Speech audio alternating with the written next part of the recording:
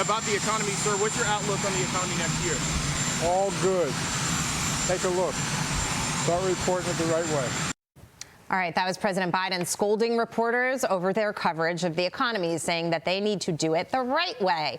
Former Labor Secretary Alex Acosta and president of the Job Creators Network, Alfredo Ortiz, out with a new op-ed for FoxNews.com this morning. They make the case that, quote, Biden's boasts about 2023 economy and jobs are more spin than reality. They also point out that nearly 10 million jobs created under Biden were backfill positions from the pandemic. A recent Fox News poll finding that only 14% of Americans believe Biden's economic policies have helped them. Joining me now is Georgia Congressman Buddy Carter. He is a member of the House Budget and Energy Committees. Congressman, I think that poll, good morning, first off. Nice to see you, and I hope you had a wonderful Christmas. But I think that poll of 14% of people across the country saying Bidenomics is working for them pretty much says it all. The administration, the president, they could spin it however they want. But prices are up, and 2024 could be a hard year for everyone.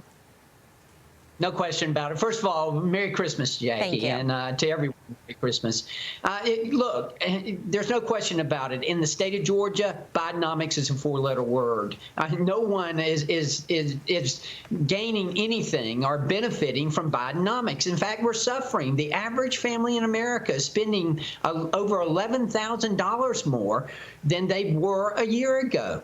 All thanks to Bidenomics. And this is killing us. It is just crushing our economy and is crushing the average family. Look at the credit card spending and the credit card borrowing. Everything is up. It's up because of Bidenomics. And the job growth, these aren't real jobs that we're talking about here. And people, when I'm in the district, when I'm talking to my constituents, they're constantly telling me, look, this is crushing us. I can't afford to go to the grocery store. I can't afford to pay my rent. All of those things are up.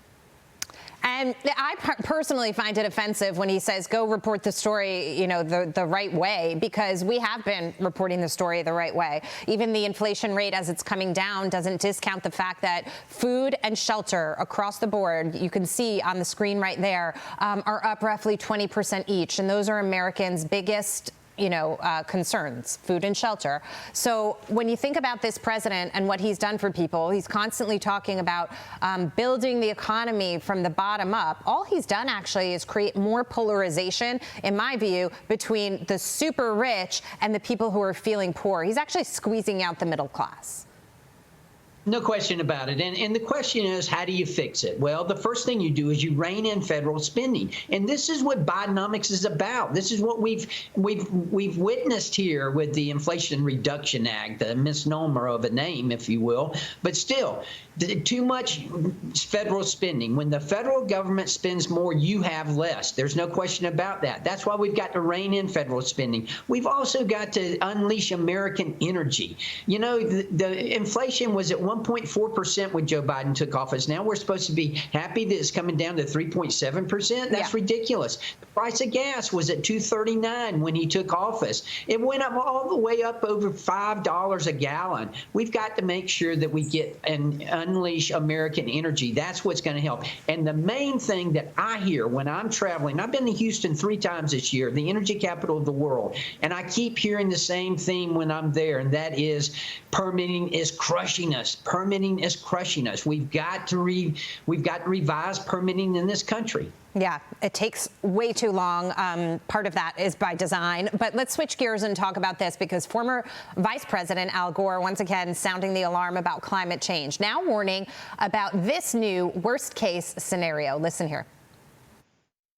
If we don't take action, there could be as many as 1 billion climate refugees crossing international borders in the next several decades. Well, a few million has contributed to this wave of populist authoritarianism and dictatorships and so forth. What would 1 billion do? We can't do this. We could lose our capacity for self-governance.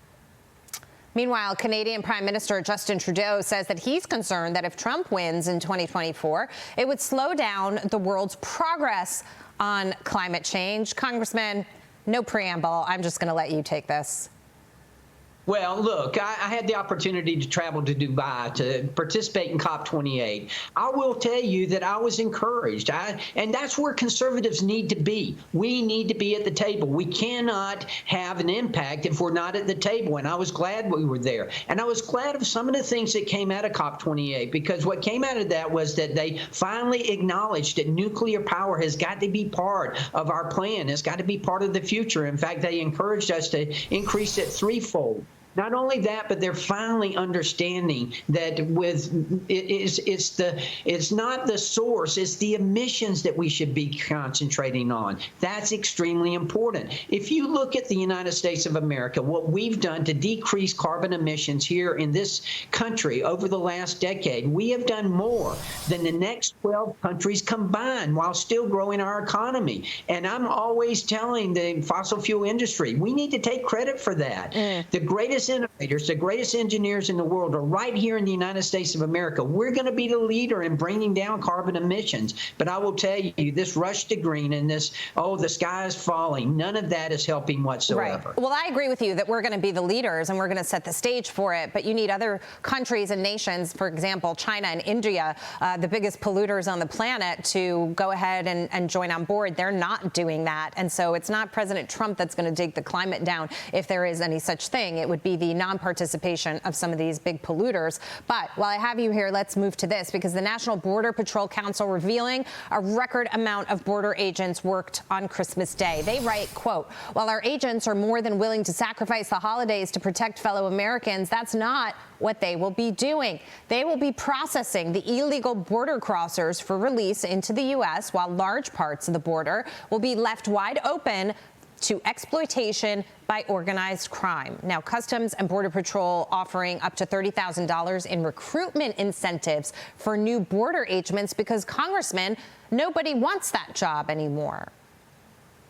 And who can blame them? I mean, first of all, they're not doing what they were trained to do. They're doing humanitarian work, and they're doing yeoman's work. They're doing great work. However, that's not what they were trained to do and what they signed up to do. Look, the border is total chaos. There's no question about that. Whether you look at the number of illegal immigrants, whether you look at the drugs that are coming across that border, destroying our citizens, killing over 200 people every day due to fentanyl poisoning, we've got to secure our border. When I'm in the district, people are asking me, how can you justify sending money to other countries to protect their borders when we're not protecting our borders? And quite honestly, I don't have an answer for them. Yeah, I don't blame them for asking that question. It's a good one. Congressman Buddy Carter, great to see you this morning. Thanks so much for being here.